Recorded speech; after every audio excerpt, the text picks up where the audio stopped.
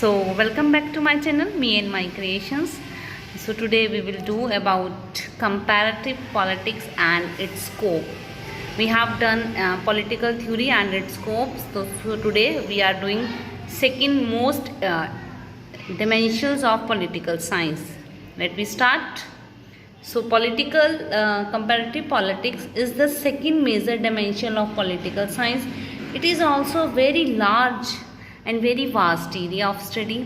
जो comparative politics है that is the second major dimension of political science, और ये बहुत ही वास्ट एरिया है इसको स्टडी करने का, और ये बहुत ही इसमें बहुत ज़्यादा साइंटिस्ट ने रिसर्च वर्क किया है इसके ऊपर, और इसलिए इसका स्कोप भी बहुत ही वास्ट होगा। तो आपको इसको इजी बनाने के लिए मैंने इसको 2 पार्ट्स में डिवाइड किया है। एक तो earlier 20th century scientist and later on 20th century. तो हम पहले पढ़ते हैं earlier 20th century. Comparative study of political institutions in major country of the world came to designate as comparative government. जो अर्लियर 20th सेंचुरी में थे उन्होंने comparative जब को स्टडी किया और पॉलिटिकल इंस्टीट्यूशन में, तो उन्होंने क्या बोला, इसको एक डेजिग्नेट किया, that is considered as a comparative government. इन्होंने बोला भी एक कंपैरेटिव गवर्नमेंट है। कंपैरेटिव से भी आप समझ सकते हैं, this is the comparison between two government. So it cover a major area of study in political science. इसने बहुत मेजर एरिया लिया था, हम ऊपर भी बात कर चुके हैं। It is the very vast and very large area of study. तो next we are going, it's the very major area of study in political science. Study of government of more than one country got the name as comparative government. Obviously जब हम comparative का नाम आ गया तो it mean this is the comparison between more than governments. तो इसमें कुछ जो साइंटिस्ट हैं उनके बारे में हम पढ़ते हैं, दैट इज ओक, जिंक,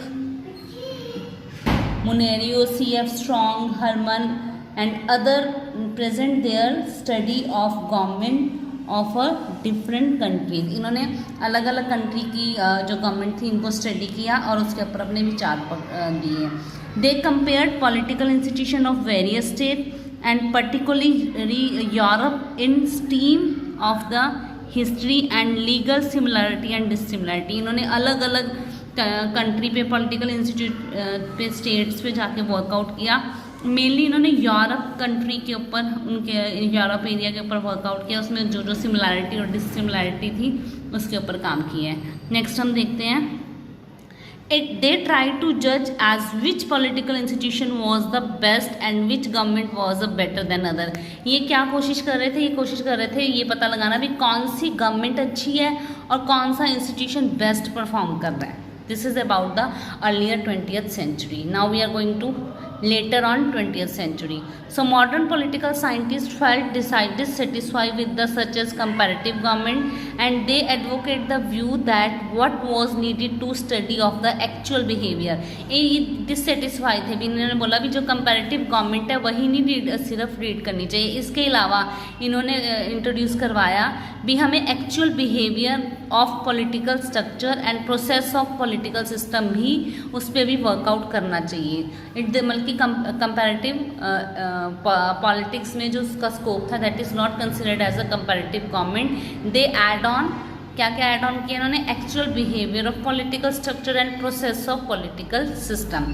तो हम बात करने जा रहे हैं भी इसमें कौन कौन से इसके साइंटिस्ट थे, जैसे कि गॉर्बिल, Almond, Powell, Braudel, A.R. Ball, etc. all strongly advocate the use of scientific behavior and method of study and behavior। इन्होंने किस पे फोकस किया, बिहेवियर के ऊपर, और इन्होंने फोकस किया था गवर्नमेंट के ऊपर, कंपैरेटिव गवर्नमेंट, इन्होंने कंपैरेटिव पॉलिटिक्स के ऊपर। They design their study as a comparative politics and not a comparative government. इन्होंने डिज़ाइन क्या किया, comparative politics, not a comparative government. तो ये हमारा जो था, इसमें मैंने आपको ये जस्ट यही बताया है भी क्या है कंपैरेटिव पॉलिटिक्स। तो हम अब पढ़ने जा रहे हैं what is comparative politics. We are going to read about what is comparative politics. So comparative politics is a very valuable part of scope of political science and it involve a comparative study of all structure function. Obviously हम अब last में पढ़ चुके हैं अभी जो comparative politics है, उन्होंने लोगों ने comparative government पे नहीं ध्यान दिया था, इसके अलावा उन्होंने comparative study और structure of function and process जो थी उसके ऊपर ध्यान दिया था. तो अब इसको मैंने, इसमें 2 डेफिनेशन थी अलग अलग साइंटिस्ट की, तो मैं अब वो डेफिनेशन करवाने जा रही हूँ. First is Jean Blondel. इन्होंने क्या बोला? They said comparative politics is the pattern of national government and this is the pattern of national government in the contemporary world. In the term of pattern the government refer to 3 parts. इन्होंने गवर्नमेंट को 3 parts में divide किया. Government structure, behaviour and the laws. इन्होंने क्या क्या बोला? अभी गवर्नमेंट का स्ट्रक्चर क्या होना चाहिए, उसका बिहेवियर, उसका लॉ कैसे होने चाहिए. तो हमने ये मैं आपको एक सिर्फ चार्ट में समझा रही हूँ, इसका क्या टेबल बना के बता रही हूँ. जेम्स बोल्ड ने स्टडी ऑफ पैटर्न करी थी, उसको 3 पार्ट्स में डिवाइड किया था. कौन कौन से 3 पार्ट्स थे? गवर्नमेंट स्ट्रक्चर कैसा होना चाहिए, बिहेवियर कैसा होना चाहिए और लॉज कैसे होने चाहिए. अब एक डेफिनेशन हम करते हैं माइकल कर्टिस की. वो क्या कहने हैं? He is saying comparative politics is concerned with significance of regularity, similarity and the difference in the working of political institution and political behavior. ये कहने भी इसमें हम देखेंगे भी कितनी रेगुलरिटी है पॉलिटिकल सिस्टम में, कितनी सिमिलरिटी है, कितने डिफरेंसेस हैं, इन सब की स्टडी करेंगे हम किस में? पॉलिटिकल इंस्टीट्यूशन और पॉलिटिकल बिहेवियर के ऊपर. तो this was the comparative politics. तो अब हम क्या करेंगे? अब हम नेक्स्ट जो कर रहे हैं that is considered as a scope of comparative politics. तो मैं आपको करवाने जा रही हूँ स्कोप ऑफ कंपैरेटिव पॉलिटिक्स. तो उसमें हम सबसे पहले रीड आउट करेंगे. इस पे हम रीड आउट कर रहे हैं. फर्स्ट जो हमारा है ऑल पॉलिटिकल स्ट्रक्चर के ऊपर. These are some points which show the scope of political science. So comparative politics is included the study of all structure, formal, non-formal, government, non-government, which are directly or indirectly involved the politics in all country of the world. ये कह रहे हैं भी इसमें हम क्या कह रहे हैं भी इट इंक्लूड, हर तरह से इंक्लूड था, चाहे वो फॉर्मल गवर्नमेंट है, चाहे नॉन फॉर्मल, चाहे गवर्नमेंट है, चाहे नॉन गवर्नमेंट है, हर तरह का स्ट्रक्चर को स्टडी किया था. और डायरेक्टली और इनडायरेक्टली वो क्या थे? सारी कंट्रीज, पूरे वर्ल्ड की कंट्रीज थी, they involved in politics. So it's not confined only the study of 3 formal government organs. आपको मैंने पहले बताया था भी गवर्नमेंट्स के मेन जो 3 काम क्या होते हैं. तो ये कह रहा सिर्फ ये उन्हीं की स्टडी नहीं थी, भी 3 जो इनके मेन काम होते हैं वो क्या क्या थे? लेजिस्लेटर, लॉ बनाना, एग्जीक्यूट करना, जुडिशरी. तो along with these bureaucracy and political group and political parts, political association and the part of the scope of comparative politics.